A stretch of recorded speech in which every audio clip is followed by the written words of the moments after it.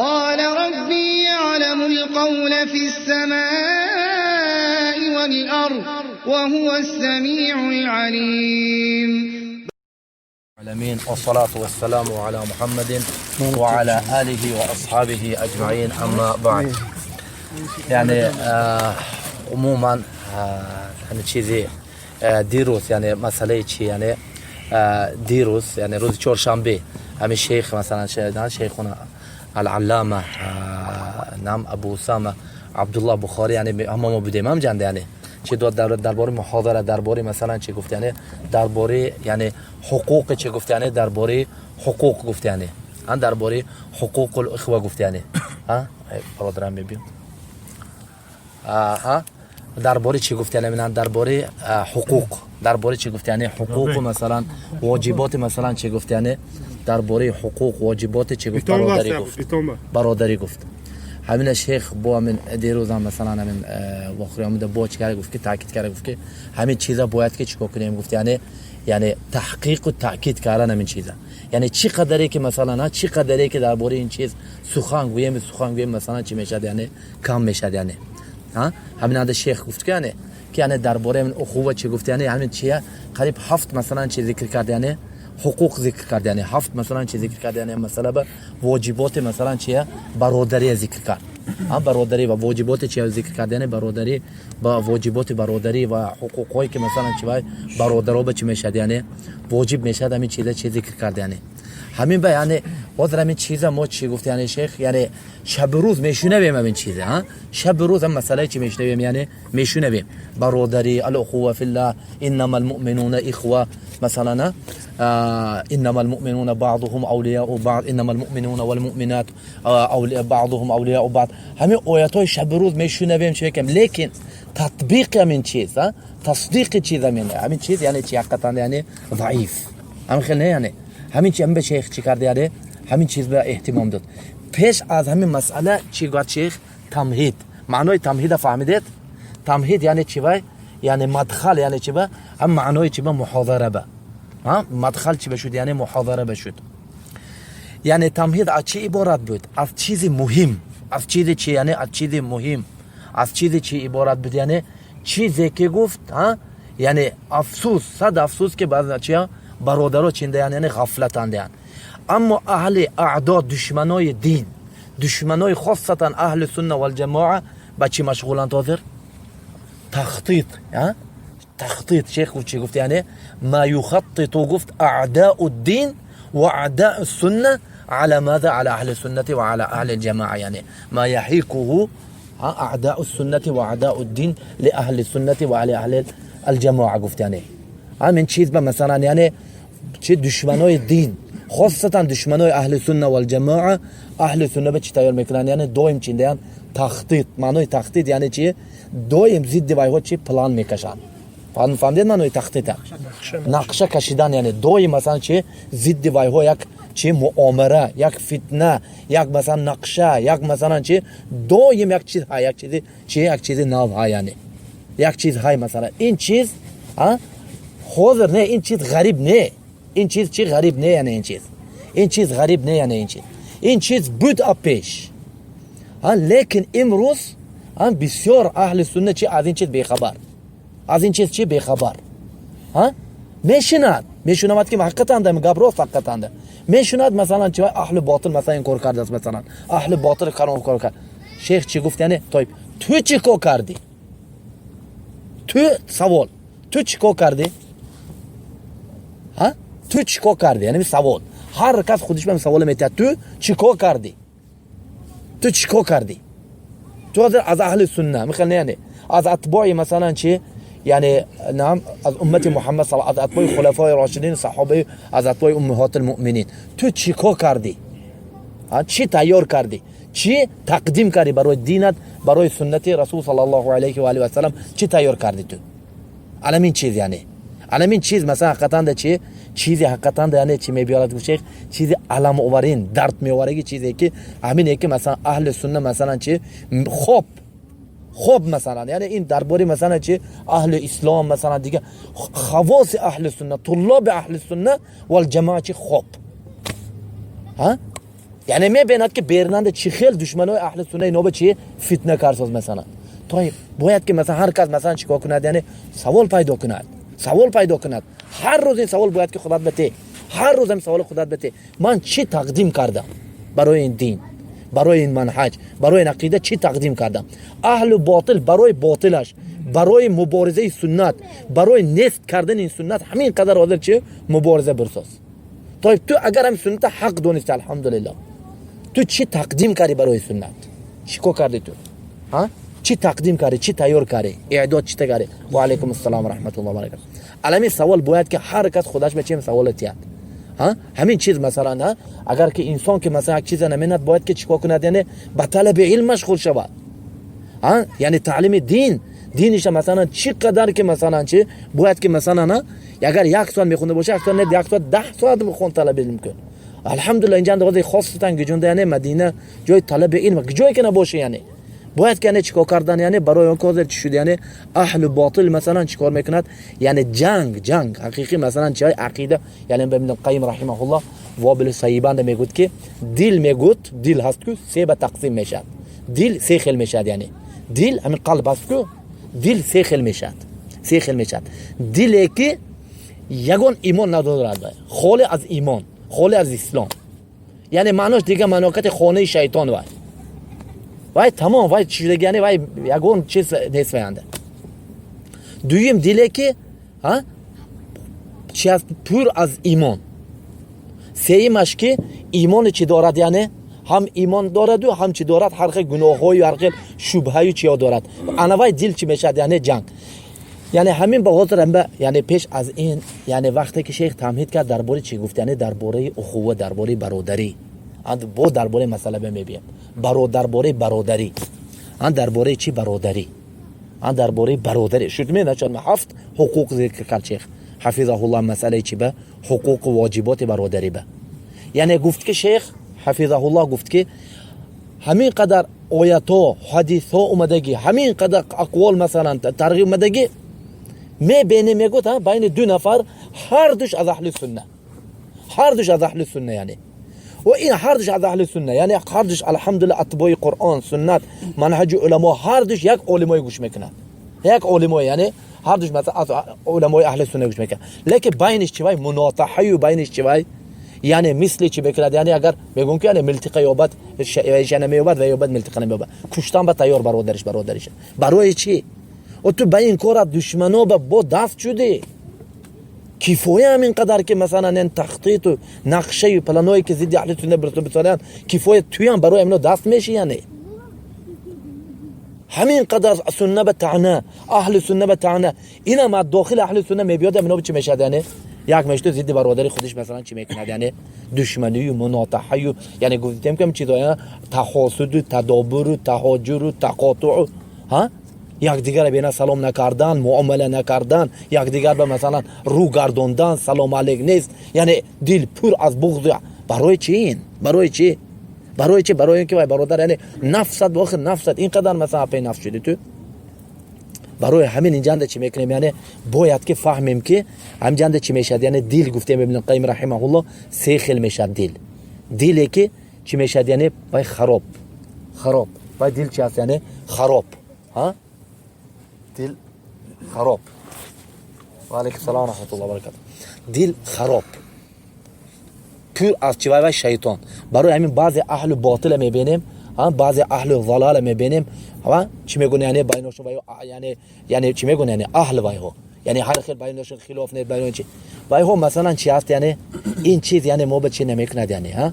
یعنی وایها برای اینکه چی شده، یعنی مرده وایها. هم به ابن عباس رضی الله تعالی عنه گفت که یهود میگوید که نماز خوند وسوسه نمیبیاد یابه. حاضر مسلمان نماز خوند بعد دون نمازشنده مثلا تاریخی 40 سالش بگذشته میبره سرش، یا نمیانه 40 سال شده واقعا یادش نمیاد دون نمازشنده وسوسه چی میبیاد. یهود به خیلی وسوسه نمیبیاد. بعد میگوید که ابن عباس میگه که و ماذا يفعل الشیطان فی قلب الخراب. فهمید؟ یعنی شیطان خانه خراب به دل خراب چی میکنه، خرابه که میره در جای افلاسی به چون میکنه شیطان افته وای خلاص دستش به شدگی وای دست شیطان وای وقت کار ندارد. یعنی این دلی که خراب شدگی. دویم دلی که چی است، پر از ایمان، پر از اسلام، پر از سنت است. ها پر از حب الله تعالی دل پر کردگی یعنی وای دل به شیطان نزدیکی کرده نمیتواند. انا سیم دلی که چه آینده ایمان هست، ها محبت الله تعالی هست، لیکن با وجود همین با چی هست آینده گناه ها هست، حب دنیا هست، یک مثلا یک بغض هست، دیگر چیزها یعنی. انا وای دل جای چی وای جای جنگ معرکه زمین معرکه رو میندی. ها چی وای زمان چنده والحرب دول و سجال. ها یعنی یک بار این غلبه میکرد، یک بار شیطان غلبه میکرد، یک بار این یک بار شب و روز مثلا معرکه میند که معرکه یعنی از پشت یک شهر از جنگ رفت شده، یک وای ها میگرد این یک این میگرد، یعنی شهر تمام به بعد چنده یعنی بین چنده یعنی بین دو یعنی جنگنده، بین دو لشکرنده دویم چنده میشد یعنی سجال دول یعنی جنگ گشته میبیاد. دل مؤمن هم نمیخیل چیز ده باید که مثلا چیکار کنین دل از پای دل شوی یعنی دویم دل به چی میبیاد یعنی المیخیل شیطان هجوم میکنند یک خیال وای به چی دلت خو همین به اگر تو فهم که بی خبر مونده ها شیخ همین گفت که این سبباش همه چه پای داشته یعنی تغافل و نسیان و تناسی مثلا الجهل مثلا عدم الاهتمام مثلا همینا به اگر بی خبر مونده بی اهمیتی کرده دست شیطان بافتیده یعنی دل یا مثلا چه اصلاح میکنه یا خراب میشه و دل هم خیلی نمیسته هم خیلی نه یعنی همین به مثلا چیکار کردن یعنی آدم مثلا دائم مثلا چی نمیکند دائم یعنی دل از پیش میشه یعنی برای چی بچه یعنی به طلب علم میشه طلب علم مثلا چه شرعیه مثلا تحقیق کننده مثلا یعنی این بزرگترین چیز یعنی هر روز مثلا یک چیز تعلیم گرفتن یک چیز مثلا یعنی یک چیز به همین که خدا اصلاح کردن مثلا اگر مثلا که الحمدلله الله سبحانه و تعالی تو به علم داد یعنی این مثلا از پای چی شاب یعنی علم دیگر ها برسوندن رسون دیگه علم دیگر ها به یعنی دیگر ها برسون یعنی شیخ همنده تو میگوید که مثلا میگوید که یعنی مشکل مصیبت مثلا یعنی برادر خومش همه رسون خیز دعوت کن تعلیم ته مثلا رسون کتابای ترجمه کن اگر مثلا علم داشته باشه مثلا علم نداشته باشه به طلب علم مشغول شو یعنی همین به انسان باید که این چیزا دائم چی بشود یعنی به خبر شود چیزی به اهتمام و به اهمیتی نکند این مسئله به عموما چی نکند یعنی به اهمیتی نکند مسئله به یعنی این چیز به یعنی اعداء سنت گفتیم چی باید دائم تخطیط انده باید دائم مثلا ضد اهل سنت چی میکند باید یعنی حاضر الرافضه های مثلا قبوری های مثلا یعنی ذکر کن و ذکر کردن که وای های چی تمام کرده نمیتوانی ذکر کردن که وای های چی تمام کرده نمیتوانی همین به مثلا یعنی اهل سنت باید که دائم شود یعنی بیدار شود باید که چی بیدار شویم یعنی دست بالعکس که وای های چی باطلاشون را رد کنیم سنت وای ها حمایت کنیم دفاع کنیم سنت نه که وای ها به دست شویم یعنی آدمی یکی از این مسئله ها چی گفت یعنی هم مسئله ها یکیش چی باید برادری یکیش چی گفت یعنی برادری گفتن برادری هم برادری مثلا باید که چی تحقیق کردن تصدیق کردن یعنی برادری چی ایجاد با آوردن برادری که بین چی خاصتا بین اهل سنت و الجماعه است همین چیزا چی زنده کنندن همین چیزا چی زنده کنندن خیر این چیزا شنیده تو مثلا شرط نه مثلا همیشه یعنی بچی گفتم مثلا یعنی اساسی مثلا چی باید همین چیزی که یعنی باید که دائم بیدار باشیم دائم چی باشیم یعنی بیدار باشیم یعنی این مکر حیله های نه خوب نرو یعنی سبحان این مصیبت یعنی اعوذ بالله چی خیل مثلا همین قدر مثلا ننده چی گرفتیم آخرین مثلا همین چی گرفتیم یعنی مواسات گرفتیم یعنی آخرین هفتم مثلا حقوق چی گفتیم المواسات گفتیم مواسات یعنی یاردم دادن یعنی یاردم به برادر به یاردم دادن یعنی این چیز مثلا چی گفتیم من اندسون قول ابن قیم آوریم که بالتوجع لهم اگر یعنی معناش که یک جایی که اهل سنتی که شنید یک مصیبت انده یک مثلا چی اومده که باید که بی خبر نشه یعنی مصیبت یعنی خود همین قدر مثلا یعنی چیز این چی بی خبر یعنی علماء اهل سنت به همین قدر طعنه کرده میشود همین قدر مثلا چی میشد یعنی این یعنی فکر میکند که این آدم دنیا با نیست یعنی نه این نمیشد برادر یعنی تو عمومی نه تو آدمای چی نه تو یعنی باید که چی داخل معرکه بشه اینجنده داخل معرکه بشه حتی مصیبت که نمیدوند یعنی نمیدوند که چی شده استاد از اینجا بازر چی شده استاد از من چی خیل مثلا اعدای سنت مثلا ضد اهل سنت چی مبارزه برده استاد است یعنی شب روز مثلا و علیکم السلام و رحمت الله و برکاته یعنی مونده شبی نیوای خوبه ملال نمیبیاد یعنی لیکن این برادرام چی یعنی خودش از اهل سنت میگوید یعنی چی میگوید یعنی یعنی گویا فکر میکند که نه برادر آخه این چیز تو به کفایگی نمیکند. این چیز تو چی میکنی نزد حدیث رسول صلی الله علیه و آله چی جواب میدی؟ ها من رأى منكم منكرا فليغيره بيده فإن لم يستطع فبلسانه فإن لم يستطع فبقلبه ذلك أضعف الإيمان. منکر دیدی یعنی همین دیدی که مثلا یعنی اهل سنت ضدشون میخیل تخطیط ها ان ضد علما ها ضد اهل سنت ضد مشایخ های اهل سنت همین قدر مثلا تخطیط کشیده ساز از علما های یعنی اهل سو علمای سوی علمای اهل بدع تو از این چیز بی خبری مثلا ها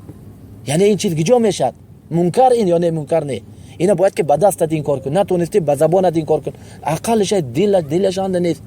نمیدونه در چیزا گوید مثلا گویا که فکر میکرد که آدمی که حیات چنده از علم بی خبر تماما از منهج اهل سنت بی خبر یعنی این گوش میدن گوش میدن یعنی این خیلی نمیشه انسان یعنی باید که مصیبتی که سر اهل سنت با امت مصیبت خودت فکر کن همین خیلی نه یعنی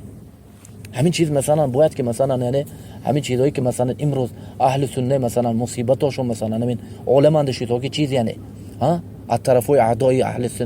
اسلام مثلا از ملحدا از مثلا رافضه ها چخیل مثلا نمیای سراشون مصیبت اومدگی هم فقط دعا کردن یعنی بچی یعنی وایهای بچی با عقیده با علم دفاع کردن یعنی سنت دفاع کرده یعنی اهل باطل با باطلشون رد کردن مثلا این چیز باید که چه شود هر کس باید که نصیب خودش اضافه کنه باید که خیر وایو اینجاش من چیکار کنم یعنی ها بیان کن عقیده اهل سنت بیان کن فهم که یعنی چی یعنی تو اینجا چی هستی یعنی حاضر محتاج برای تو مردم چیت محتاج عقیده اهل سنت بیان کن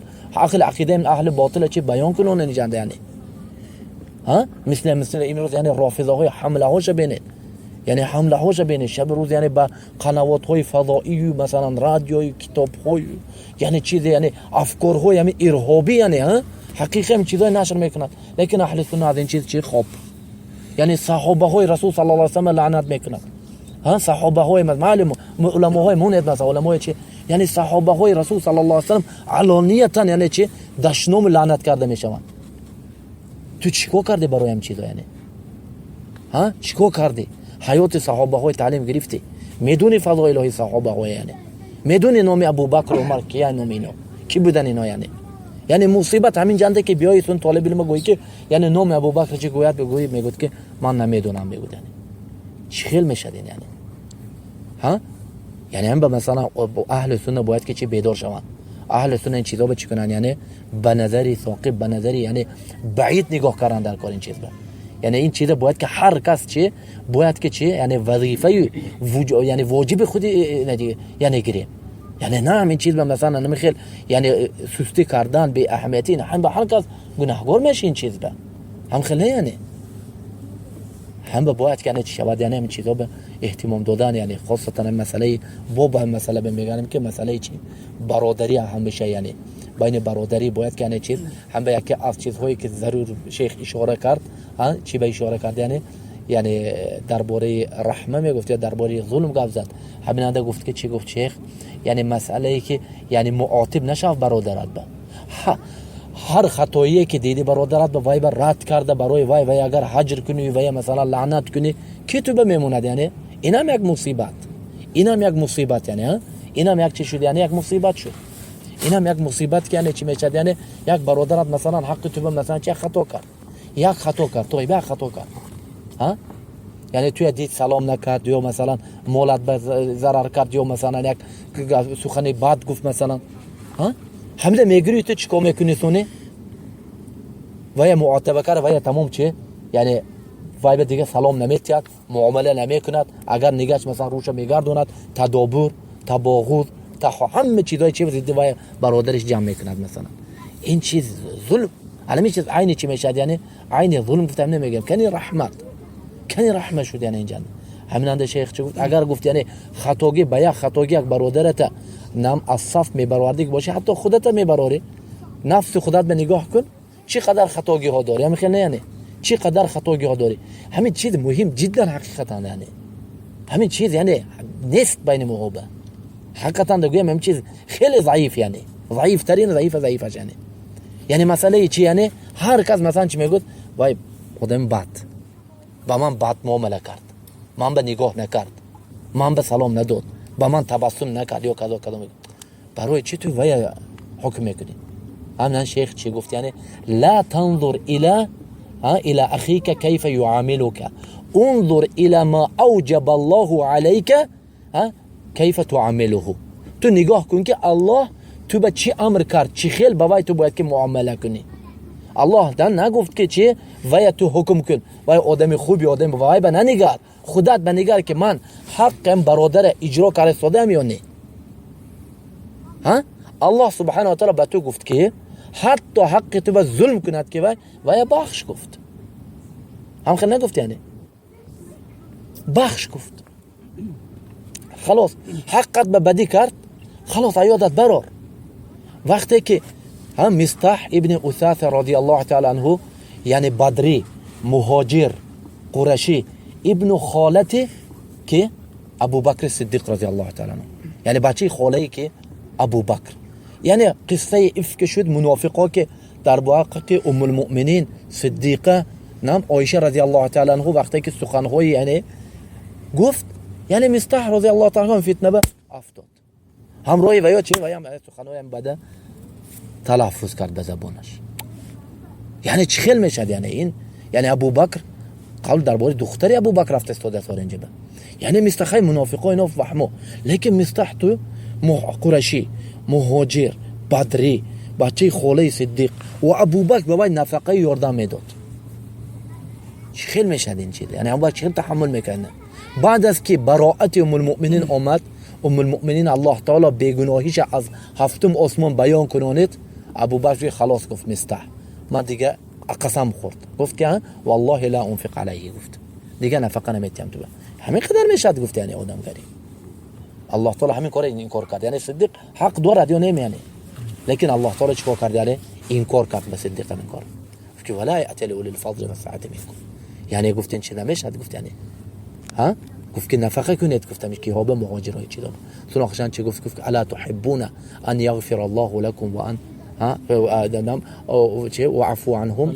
وليعفوا وليصفحوا الا تحبون ان يغفر الله لكم. قالت صدیق که بلا یا ربنا بلا یا ربنا نحب ان یغفر الله لنا. گفت سن چه مباشرتا چی کرد؟ یعنی چی کرد؟ عفو و صفح. عفو معناش چه؟ بخشیدن، و صفح از چی گرفته شدگی؟ صفح العنق، یعنی پهلوی گردن. یعنی چی میکنه؟ یعنی وای برادرت بیانه روتنه پهلوی گردنت، یعنی تمام از بدیاش یادت برار بیان، تمام بدیاش یادت، یعنی نه که خلاص برادر بخشیدم لیکن دلنده چی همه بدیاش یادتن میسه. نه، وقتی که تو وای بخشیدی یعنی خیلی که آدم به پهلوی گردن نگاه میکنی تمام وای نمیبینی، یعنی خیلی باید که چی بدیاش چی نظر نکنی تو. الان میخواد عیادت برون. همین از صدیق گفت که چی گفت؟ یعنی الله تعالی امر کرد که چی گفت؟ یعنی بخشید گفت، یعنی عیادت برورت و بدی های وای های، یعنی شما دوست نمیدارید که الله تعالی شما چی بخشد. همین از صدیق گفت که بله، گفت یا رب ما میخواهیم که گفت چی الله ما چی بخشد. تو همین بیان چی هم به نگاه کن که الله تو به چی امر کرد. خیر برادر حق تو به خطا کرد، حقت به گناه کرد، مثلا حقت به یعنی ظلم کرد توی، حقت به غیبت کرد، تهمت کرد توی، یعنی حقت به چیز نابوده کو، خلاص بخش آخر بخش. یعنی الحمدلله امر دینی باشد، یعنی امر دنیوی باشد این انده. چون برادر توبه کرد، یعنی خلاص تو کی مثلا اینقدر مثلا دلت گرفته میگن این چیزه، توبه کی مثلا این چیزه چی دلت بگرفته میگرده، یعنی این چیزه همین چیزی باید که چی یعنی دیدی که برادر یک خطاگی چیز دیدی، یعنی الحمدلله رفت مثلا بیان کن، مثلا یعنی برای یک خطاگی شده، خاصتا خطاگی دنیوی باشد، یعنی نه اگر خطاگی دینی باشد، یک گناه مثلا بدعت کرده باشد، حتی همین اندم یعنی اگر که توبه کرد خلاص وای چی میشد، یعنی وای باید که بخشیده شود. لیکن اگر کاری مثلا چنده باشد، یعنی کار دنیوی باشد، وای باید که چیکار کنی، یعنی بخشی وای آدم چیکار کنه، یعنی باید که بخش. هم یعنی این برادری یعنی چی گفتیم، یعنی بو که یعنی مننده شیخ آیتو ذکر کردن چی گفت، یعنی این برادری چی گفت، یعنی الله سبحانه و تعالی و ذکروا نعمت الله علیکم اذ کنتم اعداء فالف، یعنی فذكروا النعمه، این چی گفت، یعنی نعمت الله تعالی، یعنی هذه نعمه امتن الله علينا، گفت فلنحافظ على هذه المنه على هذه النعمه، یعنی این برادری یک نعمته که یعنی تمام روی دنیونگه چی میگه الله تعالی رسولش به تو این برادری آوره نمیتون، لیکن الله باید دلش جمع کرد. یعنی برادری باید که چیکار کنیم؟ یعنی محافظت کنیم، افای این برادری شده نکن. همین چیزایی که شیخ گفت همین باید که چی یاد بیاریم، یکدیگر بر رسونیم. ها کسی که نفهمید روی ترجمه کنید، بیان کنید این چیزا. همین دیروز روز چهارشنبه محاضره شیخ محاضره خیلی موضوع بود، یعنی حفظه الله جزاه الله خیرا شیخ عبدالله، یعنی هم مسئله هایی که حقیقتا یعنی امت مثلا همین چیز به یعنی حقیقی یعنی خلل هم چیزنده و برادرها محتاج همین چیزهای شیخ دائم چینده، برای که شیخ بین اهل سنت زندگی میکند، طرفاندنی میبیند که چی چیز به برادرها چی محتاجن. یعنی هم مسئله حقیقتا چی دورش با امت، یعنی مکان و زمانش بده مسئله حقیقتا. همین محاضره باید که چی نشر کنید، تکرار کنید، برادر بین برادر رو تکرار کنید، رسونید، ترجمه کنید، نشر کنید. این چیزا این باید که این چیز یعنی این چیز زنده کردن، تحقیق کردن، همین چیز مهم جدا. یعنی